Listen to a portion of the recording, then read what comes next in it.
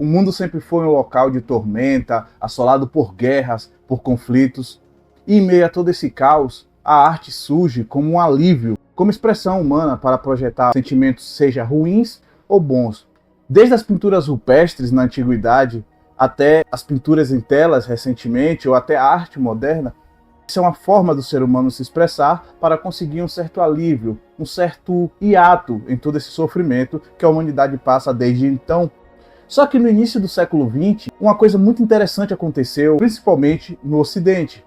É conhecida como a Era de Ouro dos Cartoons. Segundo especialistas e os fãs, e eu concordo plenamente com isso, esse período foi marcado por cartoons e animações extremamente trabalhadas e detalhistas, e que passavam mensagem, às vezes, de humor, às vezes de amizade, ou às vezes até uma crítica social. E foi no século XX que nomes como Walter Lantz, Walt Disney, Tex Avery, nos estúdios como Universal Studios, o MGM, que é o Metro-Goldwyn-Mayer, todas essas entidades e pessoas, diretores, animadores, se uniram em um propósito, em uma corrida do ouro chamada Cartoon. Tudo isso no início do século XX, com o advento do cinema, logo após toda aquela descoberta e invenção dos irmãos Lumière. O mundo estava maravilhado com animações excelentes, como os primórdios do Mickey Mouse, do Pato Donald, inclusive as animações do Tex Avery, Gato Félix, Pantera Cor-de-Rosa. Tudo isso foi o apogeu da animação no Ocidente. No entanto, em meados da década de 50, um novo gênero apareceu. Dessa vez, foi no Oriente. O mundo estava maravilhado, mais uma vez, com uma obra de arte chamada anime. Nomes como Hayao Miyazaki e o próprio Osamu Tezuka, que é o pioneiro, conhecido como mangá no Kami-sama. Ele iniciou esse processo industrial da animação japonesa unido ao mangá. Tudo isso inspirado por essas animações que eu citei anteriormente, que caracterizaram a Era de Ouro da animação no Ocidente. Se você perceber, um dos primeiros animes é Tetsuwan Atom, ou Astro Boy, conhecido aqui no Ocidente como Astro Boy. Se você pega as primeiras tiragens, as primeiras animações desse título, você vai perceber que ele tem semelhanças fidedignas às animações, aos cartoons do Ocidente. Isso dá um ar meio cartunesco no início do anime. Você percebe em Speed Race, você percebe na Princesa e o Cavaleiro, você percebe nas primeiras animações do estúdio conhecido como Toei Animation e do estúdio Ghibli, e também você percebe muito mais nas obras de Osamu Tezuka, que é o mangá no Kami-sama. Mais à frente, esse cenário nos presenteou por uma terceira vez. Dessa vez, a indústria do anime se reinventava com novos títulos, com character designers muito mais trabalhados, com aspectos muito mais envolventes e roteiros até mais complexos. Akira Toriyama aparece com Dragon Ball, Masami Kurumada aparece com Cavaleiros do Zodíaco, Atsushiro Otomo aparece com Akira, futuramente Eiichiro Oda aparece com One Piece, Tite Kubo com Bleach.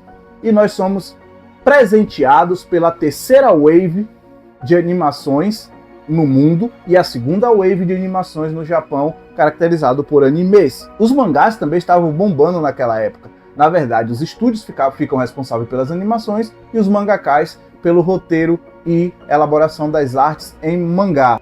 Pessoal, na década de 90, isso adentrou o Brasil de uma forma absurda. O jovem da década de 80 e 90 foi inundado por obras nipônicas que vieram para dar um ar de renovação à saturação de animações ocidentais, que eram boas, mas o mundo estava pedindo uma nova wave na área de animação. E foi isso que aconteceu. Dragon Ball, Cavaleiros do Zodíaco, Naruto, isso no meados dos anos 2000, e foi subindo. Animações mais underground como Battle Angel Alita, City Hunter, que é da década de 80, Samurai X, conhecido aqui como Samurai X.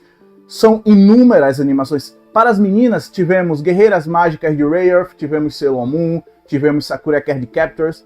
Foi uma avalanche de grandes títulos, foi uma avalanche de obras extremamente novas no cenário e com uma perspectiva totalmente diferente. Esses foram os marcos da animação no Ocidente e no Oriente. Tudo isso impulsionado pelo VHS, posteriormente pelo DVD, e agora nós chegamos à atualidade onde isso é fomentado pelos streams. No entanto, essa terceira wave dos animes que está acontecendo de 2010 para cá não está agradando a todos.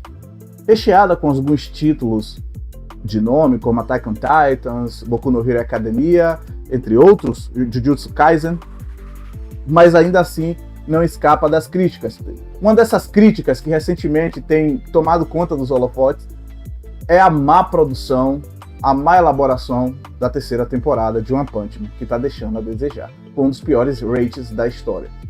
Galera, ficamos por aqui no vídeo de hoje. A mensagem que eu quis passar nesse vídeo é: existe uma história, existe um enredo, existe um processo para tudo. E com o anime, com a cultura pop, não é diferente. Posteriormente, trarei novos vídeos aqui com outros temas, ou até as continuações desses temas que a gente vem abordando. E eu gostaria que você deixasse a opinião de vocês, se eu esqueci algum título, se vocês acham que eu deveria pontuar algum detalhe, ou se vocês acham que eu devo trazer um título que remeta a esse, que possa complementar para a gente se informar cada vez mais. Até a próxima, não esquece de deixar o like, não esquece de compartilhar. Tamo junto.